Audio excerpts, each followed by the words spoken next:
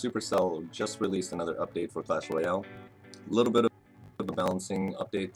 There's a lot of good changes, I think, overall, but it says what they're stressing is offense over defense. So I know everybody gets annoyed when somebody puts up a ton of defenses that blocks their towers and then uses a rocket to destroy the opponent's crown towers the entire time. So let's go ahead and see what they have. I think the biggest change that everybody's been looking for is decreasing the range from the expo.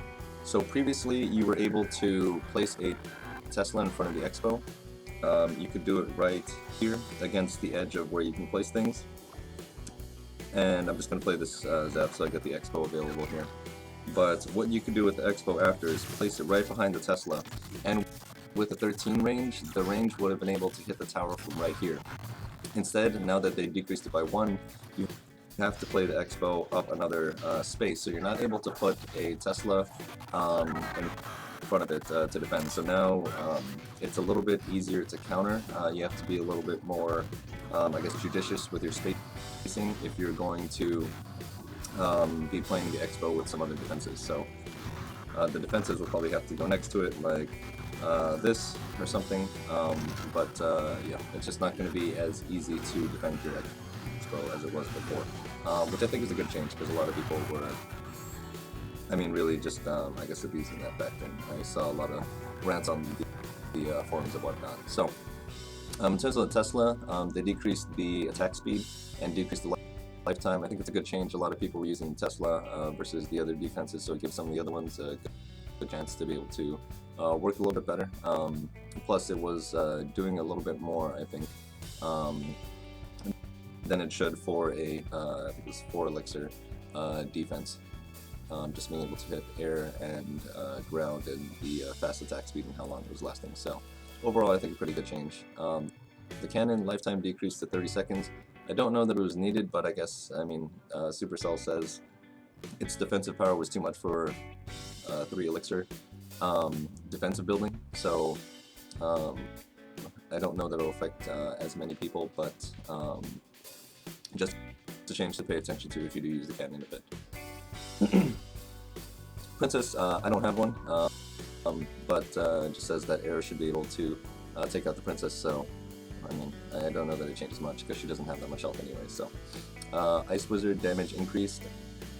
Yeah, his again, I don't have one because I just started and just got into Arena 5, but from what I've seen from the high level gameplay, he doesn't actually do that much damage. His utility is amazing, but it would be nice if he does a little bit more damage, just so he's a little bit better on offense overall. So I think it's a much needed change for the Ice Wizard as well.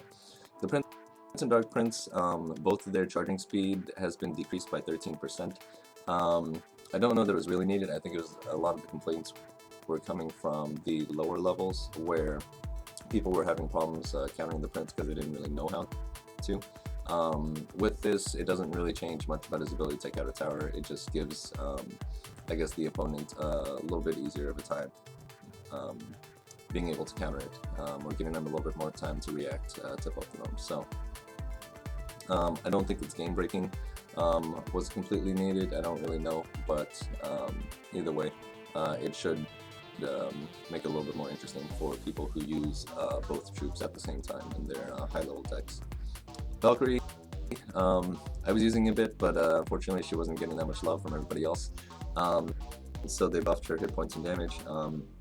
We'll see how she does. I was using her especially at the lower levels just because there were a lot of witches and she was a pretty good counter to it. The Royal Giant, damage increased by 20%, which is great. Apparently nobody used them that much. I didn't actually ever see him in high level play, so we'll see what this does for him. We'll see if we actually get to see him around a bit more. Giant damage increased by 5%.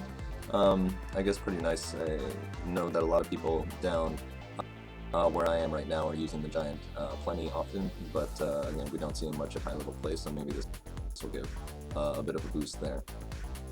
In terms of the range, or the Rage spell, I guess it wasn't as good as the free spell, so a lot of people weren't necessarily using it. I have seen it used pretty well in a couple of instances. The boost by 5% for movement and attack speed may help a bit. The duration being decreased by 20%, I think it takes off 2 seconds from it overall. Don't know that it makes much of a difference, mostly because either the tower's down by then, or your troops are dead, and the rage spell is going to waste anyways. Poison spell, damage increased by 5%. I guess it could use a little bit of boost. I've only seen it used by a couple people, although when they do use it, it's pretty effective against spawner decks or low cost elixir troops. I don't know that it's been used much in high level play, but this will definitely give it a nice boost, and hopefully we'll see that more up at the higher tiers. The mirror legendary cards mirrored 1 level lower.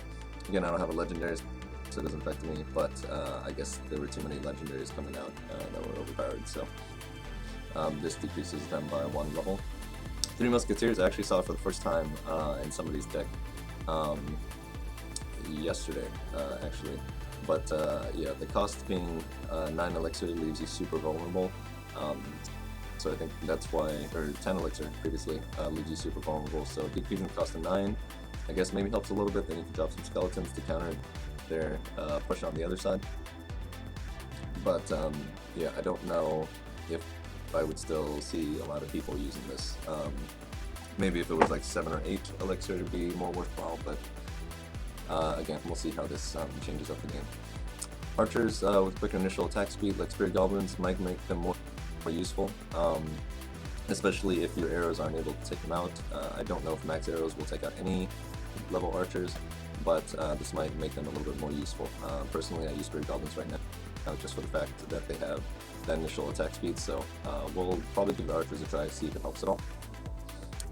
And Balloon has hit points increased by 5%. I know I definitely needed it. I've learned to counter it pretty well, so usually it's not a problem, but again, and that makes it fun for anybody trying to use it, since I guess the Balloon doesn't get as much utility, so this will probably maybe help increase its I guess percentage of use in the field. And the Witch damage increased by 5%. I think that's useful. Yeah, I guess in the lower tiers everybody complains about it because it seems overpowered, but I guess at the top, with all the AoE damage, she's not as effective. So hopefully the damage increase will help her a bit. I think that's pretty much it. So overall, I think the changes are pretty good. We'll go ahead and see how gameplay goes with all those changes. And yeah, maybe I'll be able to push a little bit higher with a couple of those things, but I know I'll be pretty happy fighting Expo decks from now on. So anyways, hope you guys enjoyed going over the updates. Please like and subscribe. Feel free to come hang out in our clan. It's called Trap Zone. And otherwise, I will see you guys later. Time to be clashing.